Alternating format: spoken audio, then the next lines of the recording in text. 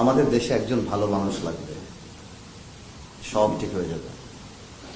আমরা পলিটিক্স করি, আমরা জানি আপনারা যে যত সেমিনার করেন কোনো লাভ হবে না যদি রাজনীতিবিদ ভালো না হয়।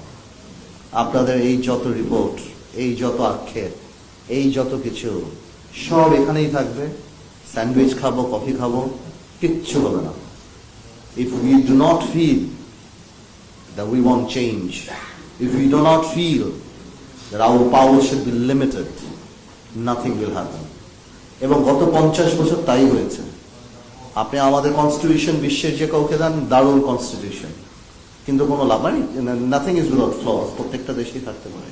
কিন্তু আপনি যাই করেন, আমি মনে করি ভালো রাজনীতিবিদ আনার জন্য আপনারা সেমিনার করেন।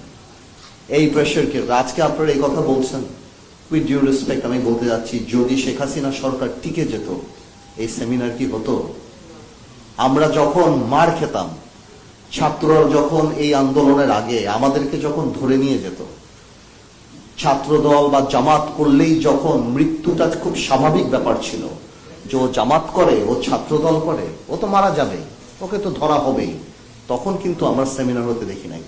হেফাজতের বাচ্চা বাচ্চা ছেলেদেরকে যখন দেখলাম কান ধরে উঠাতে বসাতো, সেই সময় কিন্তু আমাদের গায়ে লাগে নাই। গায়ে লেগেছে যখন নর্থ সাউথ আর ব্র্যাক ইউনিভার্সিটিতে গোলাগুলি হয়েছে। কেন? কারণ সেখানে আমার ভাই বোনরা পড়ে। সুশীলদের তখন গায়ে লেগেছে যে আমার ভাতিজা, আমার ভাই, আমার এরা পড়ে। তো জাতি হিসাবে আমরা কতখানি সেলফিশ। আমরা এই আন্দোলন তো কোটা দিয়ে আরম্ভ হয়েছিল। কই কোটায় যারা আন্দোলন করেছিল, ওনারা যখন 2 বার বীর দর্পণে যে ভোট ডাকাতি করে গিয়েছিল, তখন তো একবার চিন্তা করে নাই যে ভাই আমার গণতন্ত্রের সবচেয়ে বড় অধিকারটা হরণ করা হয়েছে। কারণ আমার বাড়িতে এসে বলেছে, আমার ভাই বোন রাস্তায় মারা গিয়েছে, তখন আমাদের হয়েছে।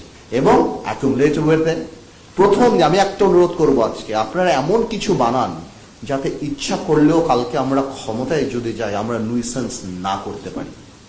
তারপরের দিন জানি আপনারা রাস্তায় নেমে যান।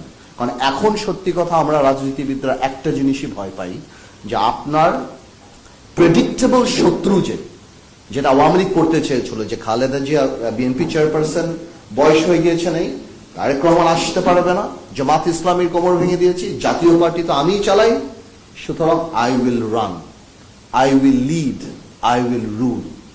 কোন দৃশ্যমান শত্রু আমার অপোনেন্ট বাংলাদেশে নেই। কিন্তু এই আল্লাহর তরফ থেকে যে অদৃশ্য যে একটা জিনিস চলে এসেছে, যার কারণে 15 দিনও টিকতে পারে না আওয়ামী সরকার, আমরা এখন জানি সেই জিনিসটাকে ভয় পাই, যে আমাদের